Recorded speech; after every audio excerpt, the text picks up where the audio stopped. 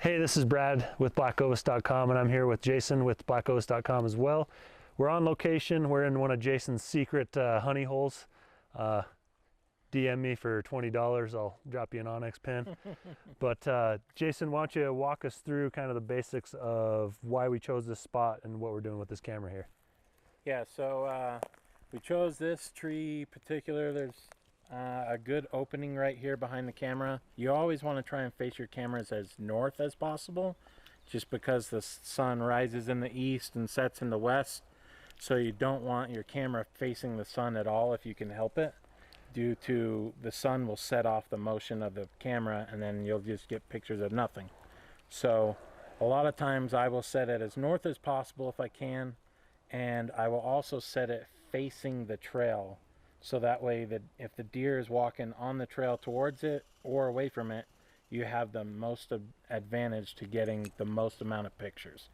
If you have it facing across the trail, if the trail's going across, then you just might get a nose or a butt because the deer's running through quickly and you don't know how big that animal is. So yeah. You got more time when it's coming directly into the camera.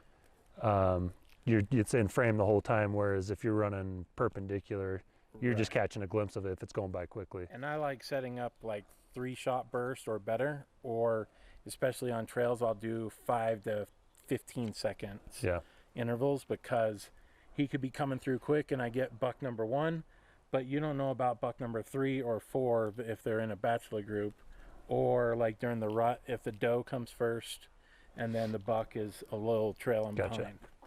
So that's why we chose this tree. Gotcha. You were showing me a little pro tip earlier about setting the lock up and the keys and how to set the lock. Can you go through that quick? Yep. Yeah, so now that we got the camera on the tree and we want to lock it up, so what we'll do is we'll just run the cable through, pull it all the way around. If you can just grab that side, makes it a little faster if you have 2 people. And what we'll do here is I like flipping this thing upside down, because the way this is shaped, it'll go right underneath the tree, or right underneath the trail camera. And then you just want to get this as tight as possible, and you really want this thing, you want the metal part of the camera, the lock up against the camera as tight as possible, because this way they can't open the door at all.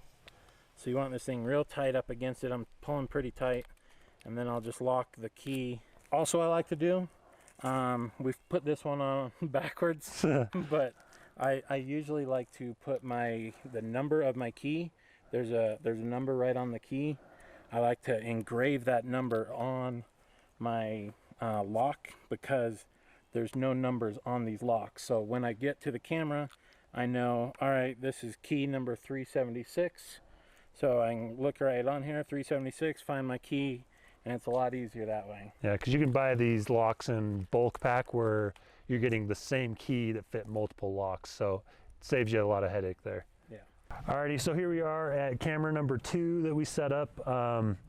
After taking some of Jason's pointers, I set this one up facing north. We've got a trail that pretty much runs head on, so we're going to get good contact with any critters that come through here.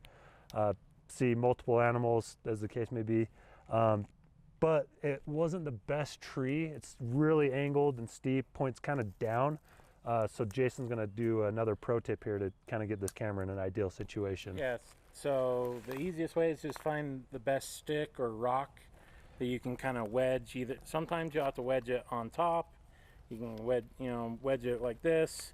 But in this case, with it leaning down, we'll wanna kind of shimmy it up, getting straight from the bottom side, and then just cinch your camera down tight so it's more level instead of angled down at the ground, and that way you're just getting better pictures. Sweet. Cool. Let's go. We got another camera that's been taking photos. Let's head back there. We'll get some photos and kind of walk you through how to check all your memory cards. Alrighty, so we're at the last step here to our trail camera success, and that is checking to make sure everything is set up just perfect, you're getting the right angle on the trail that you're after, and then B, as once it's all set and locked up, is the final part is checking your camera for the animals you're after. So that's what we're going to run through right now. I run an Android phone, so I've got the Stealth Cam Android SD converter. And I run an iPhone, so I have the iPhone one. Crack this bad boy open. I'll let you do the honors. Sweet. Okay, so we've got it plugged in right here. It's under this DCIM Stealth Cam, and there you go. Now you can go through all of these photos here. Let's check this out. So there we are, actually setting the camera up. Say you got a couple of them that you like. Hold the phone down on the picture that you want, then it pops up with boxes along all of them. Then he can just select which them. ones that he wants. Yep. And then come up here to this box, says, all right, I got 2 of them selected. And then there's a little icon up here that said save. So now he's going to store them into his pictures. What I like to do is I like to just email them to myself as well. Okay. So I go here, I email them, and then you're off and running. That way you can save those pictures to your computer and you're set. You can delete all your images off of here if you want to. Like say you're only running one SD card, you can delete all your images. You can just hit select all. Okay, so now I got it in the card reader, and we'll go ahead and plug it in. Now I'll go to my iBrary, is what the app is called on the iPhone, and now we just go into our iBrary folder with our SD cards. Just go to DCIM, Stealth Cam. You got all your pictures right here. I can just go to edit, select whichever ones I want. Say I like all these photos, and then I can come over here to the bottom and just hit save to photo album, and it goes right to my phone. Alrighty guys, thanks for joining us today on how to do these trail camera setups. If you have any questions or comments, please leave them down below. Check out our description. We'll have product links there as well. Hit us up with your pro tips and tricks on how you set up cameras. We'd love to hear from you. If you have any questions, hit us up at blackovis.com. Shoot us an email or a call. We'd love to chat with you. Thanks for joining us.